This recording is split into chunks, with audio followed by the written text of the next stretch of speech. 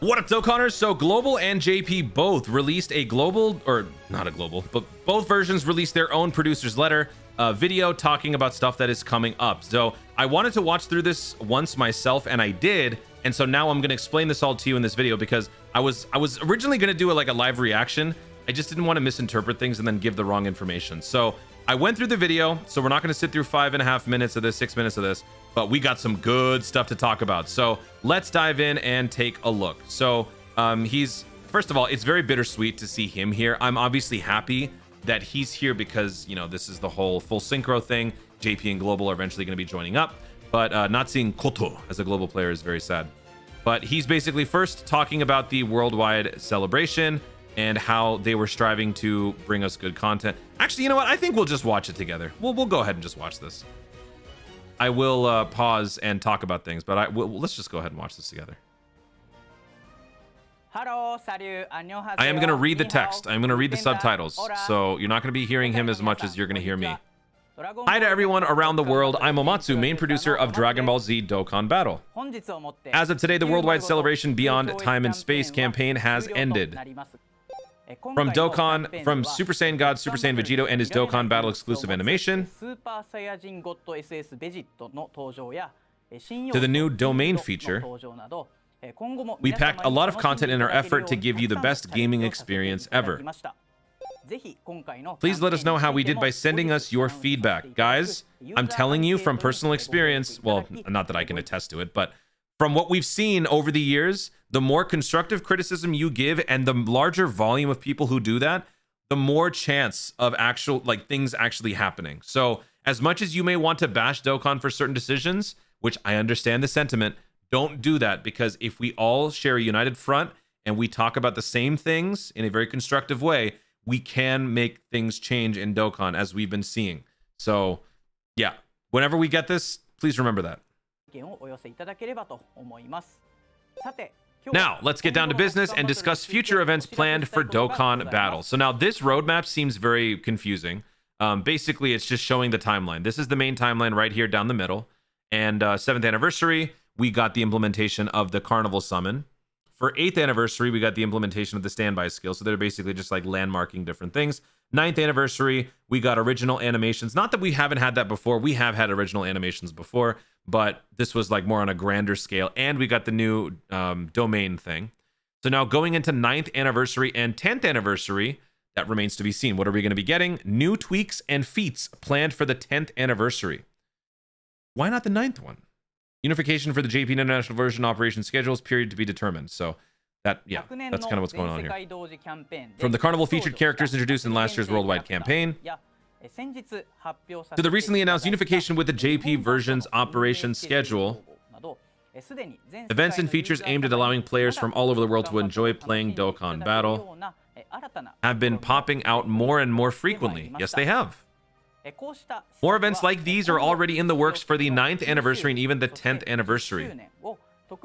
Why more events, though? Actually, this is my second time watching this. Why not just have it? So, okay, so based on that, that kind of tells me this might not actually be done by 9th anniversary. I know a lot of people were predicting Global and JP will be in full synchro by 9th anniversary, so basically New Year 2024. I was of the thought that it would be next year's worldwide download, and I'm actually starting to feel like that's kind of what they're thinking too, maybe. With special surprises in store for everyone. Very nice. And although the international version has just reached its 8th anniversary, I think that there's no better time than now to explain what the future holds for the next 2 anniversaries. Which is why we prepared a roadmap for this video. That's what this is.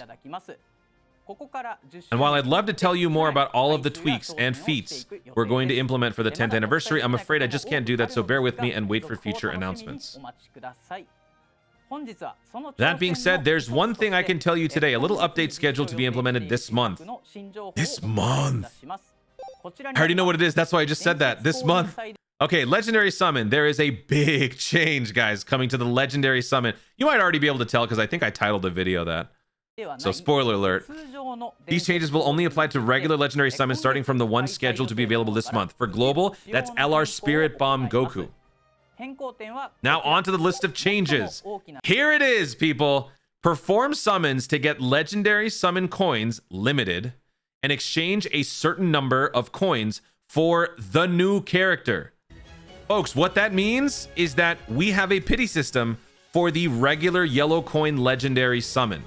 Now, while this is not the Dokkan Festival banner, while this is not a, you know, a game-wide, app-wide thing, they're starting with the legendary summon. So, hey, I'll take it. We have a pity system now for the new character. I'm sure it's going to be very limited in how much you can do, because I don't know if they're going to necessarily let you pity your way to a rainbow, but we'll see. But step one is they're going to be giving us a pity system. So I think a new legendary summon coin limited version will be temporarily available. That's kind of my theory, where you will get like a temporary version of those coins. And if you summon enough, you can earn enough of those coins to then spend for one copy of the new character, thereby giving you that pity.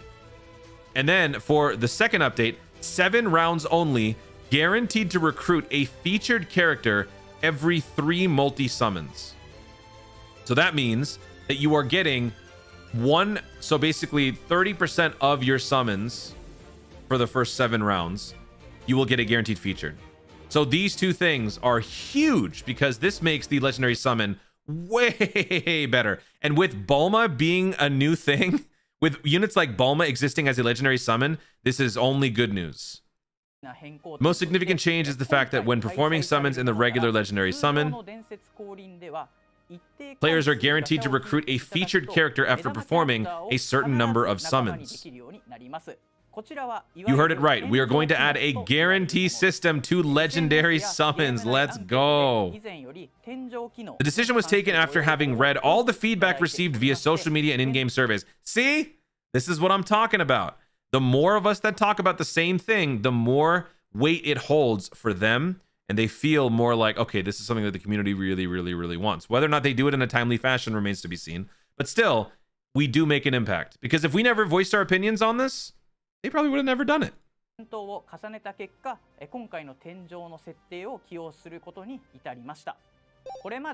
Up until now, one of the legendary summon strong points was the possibility to recruit LR characters.